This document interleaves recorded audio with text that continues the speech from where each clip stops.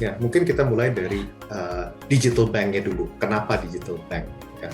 Ini bukan artinya bahwa Bukalapak ini ojok-ojok pengen masuk ke financial service for the sake of financial service. Ya. Seperti kita ketahui bahwa di semua lini bisnis Bukalapak, baik terhadap mitra, terhadap merchant, terhadap semua pengguna dan sebagainya, terutama banyak sekali bersinggungan dengan UMKM.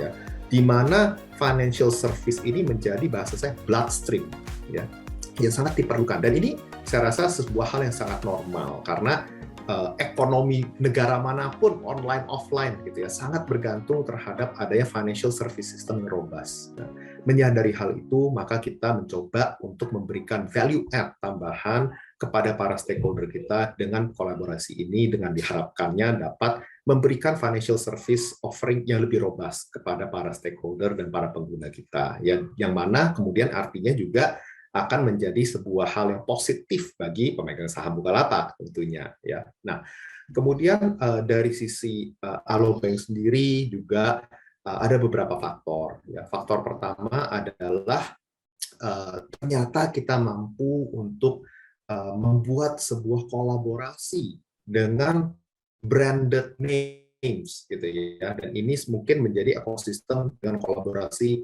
digital banking paling luas yang saat ini ada ya, di mana di dalamnya terdapat dua offline ekosistem yaitu The Trans Group, ada Salim gitu ya, terus di online ada Bukalapak ya. Karena memiliki multiple ekosistem ini membuat digital banking tersebut mampu untuk melihat atau mengevaluasi pengguna dari multiple aspek dari kehidupan mereka. Sehingga ini diharapkan bisa meningkatkan approval rate, meningkatkan customization daripada produk dan offering, di saat yang sama juga dengan asset quality yang masih terjaga dengan baik. Ya. Nah, dan yang ketiga juga seperti diketahui nilai daripada exercise price tersebut ya atau valuasi yang kita bayarkan itu sangat menarik ya, di mana kalau dihitung post money kira-kira 1,7 kali price to book ya kira-kira ya. Ini apabila kita bandingkan dengan valuasi digital bank tidak hanya di Indonesia tapi global, ini menjadi salah satu yang paling menarik.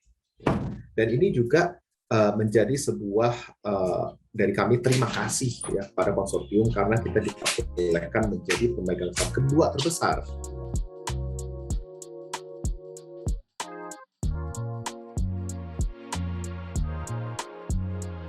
Yang satu tentunya kalau secara matching sangat win-win gitu ya, karena bank digital pun saya selalu mengatakan even if you create the best product tapi nggak ada ekosistemnya ya nggak dipakai ya, sehingga ini kenapa kita membuat sebuah konsorsium yang ekosistemnya multiple ya dan sangat credible ya, karena memang ini go hand in hand bahasanya antara produk daripada financial service bank digital ini dengan penetrasi terhadap ekosistem. Jadi memang sangat matching. Di saat yang sama seperti saya bilang tadi bahwa untuk teknologi company seperti kami untuk memajukan para merchant, memajukan para mitra diperlukan sebuah financial service yang sangat robust. Tapi lebih dari itu ya Mas Yura ya, mungkin kalau kita boleh katakan Indonesia memiliki lebih dari 100 bank, sudah lama ya, memiliki lebih dari 100 bank.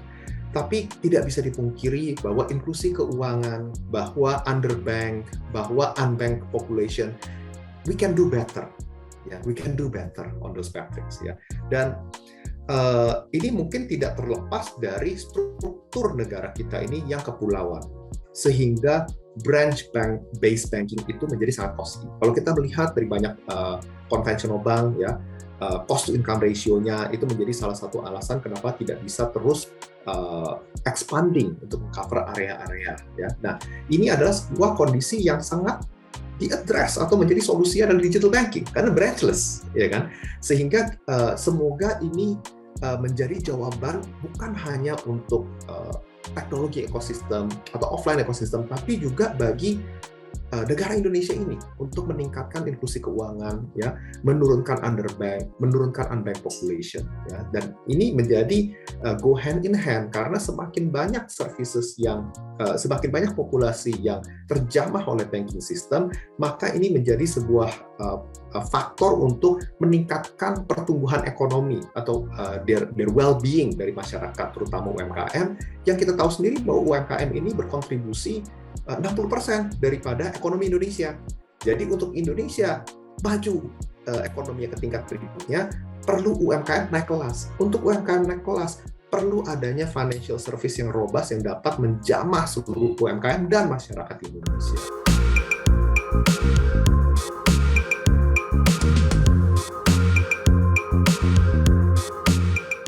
Sebetulnya mungkin kalau pilar utamanya, ya, seperti yang kita sudah elaborasikan di sewaktu di third quarter result itu, ya, pilar utama dari bisnis Bukalapak itu mitra Bukalapak yang kemudian kita sekarang mulai merambah ke vertikal di luar warung, ya, mulai merambah bagaimana membantu para mitra ini masuk ke era digital penjualannya, bukan pembeliannya, artinya bukan online to offline saja, tapi offline to online, ya. Nah, dari sisi marketplace-nya juga seperti kita sudah pernah bahas adalah bagaimana kita sekarang mengadres storefront, ya, mengadres specialty platform, ya. Kenapa? Karena suka tidak suka banyak sekali transaksi e-commerce Indonesia yang mungkin bisa dikatakan dari informal market, ya. Informal market dalam artian orang beli di WhatsApp, transaksinya manual, ya. Sehingga diperlukan solusi-solusi storefront untuk mengautomize banyak transaksi, ya. Dan kemudian juga specialty platform dengan bagaimana masyarakat Indonesia yang sudah sekarang bukan hanya di level perkenalan terhadap teknologi, tapi sudah menjadi pengguna yang cukup lama, ya, sehingga mulai perlu ada customization daripada service tersebut, bukan hanya basic services. Nah, ini yang sebetulnya menjadi pilar bisnis daripada Bukalapak. Namun dari semua ini tentunya diperlukan banyak hal. Diperlukan payment, diperlukan financial service, diperlukan logistik, diperlukan software as a service, ya kan? Banyak sekali supporting yang memang diperlukan untuk supaya bisnis-bisnis ini dapat berkembang bagi para stakeholder di bisnis ini, para merchant dan sebagainya dapat berkembang. Disinilah yang step by step kita mulai strengthening, ya, bagi setiap bisnis dari Bukalapak.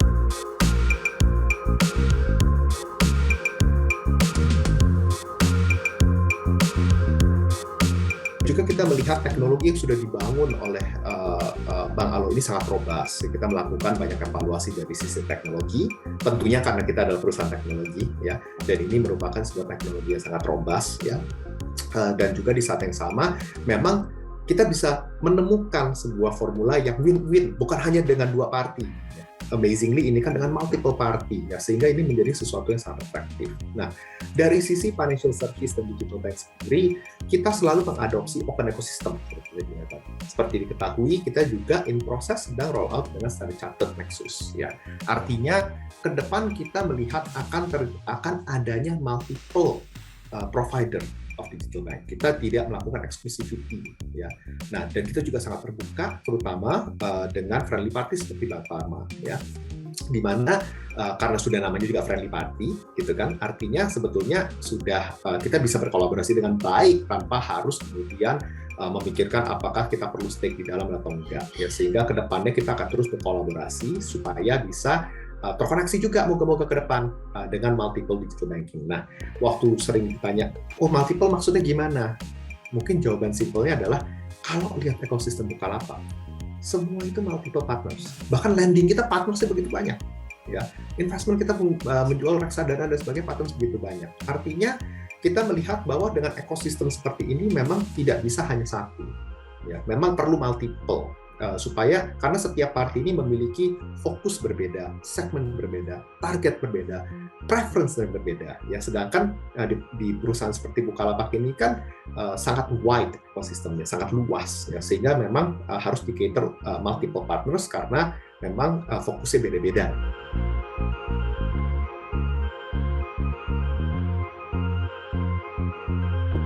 Mungkin saya bisa katakan begini, bahwa partner-partner kita ini ya adalah parti-parti yang kita terus berdiskusi untuk potential collaboration ke depannya juga. Tentunya tidak serta-merta harus semua barengan, ada yang satu-satu, ada beberapa ya. Nah, dan ini juga menyangkut mungkin kan sering tuh saya juga ditanya, Mas Yuda juga kalau nggak salah nanya gitu kan, ini sama Grab kolaborasinya apa? Ini sama Salim kolaborasinya apa? Namun kita di posisi yang belum bisa mendisclose ya saat itu. Nah, begitu kita di posisi bisa disclose, tentunya bisa dilihat langsung kita lakukan transparansi ini ya.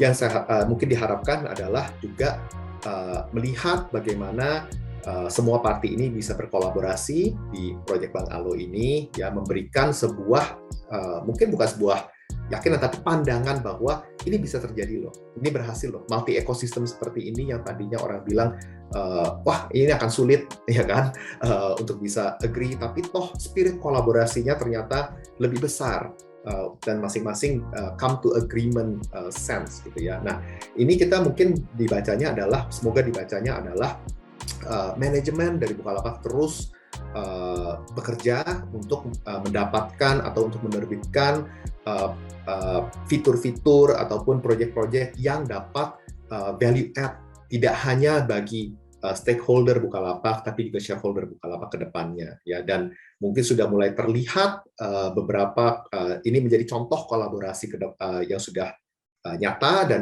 kita akan terus bekerja untuk mendapatkan kolaborasi-kolaborasi berikutnya yang dapat memberikan value add bagi shareholder.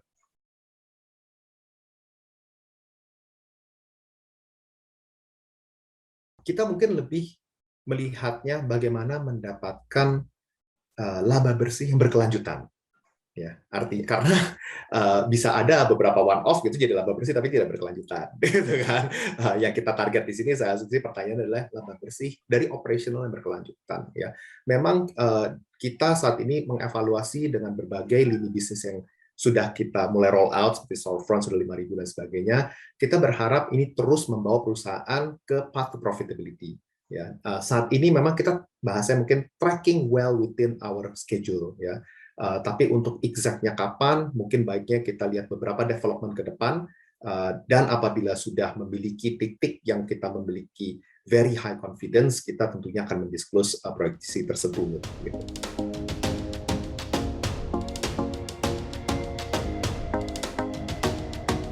Ya, saat ini kita tentunya fokusnya di Indonesia, ya, dengan listing di Indonesia tersebut, ya.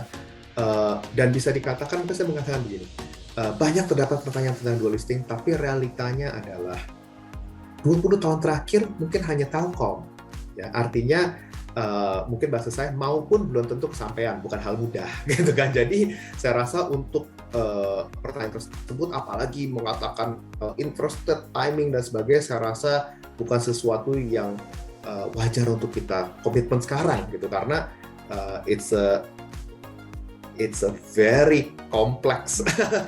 Saat ini kita terus berfokus bagaimana as a management gitu ya, fokus kita adalah bagaimana terus meroll out strategi kita supaya dapat terus menumbuhkan, memberikan pertumbuhan bagi Bukalapak, memberikan financial performance, dan semoga juga memberikan value add bagi shareholder Bukalapak.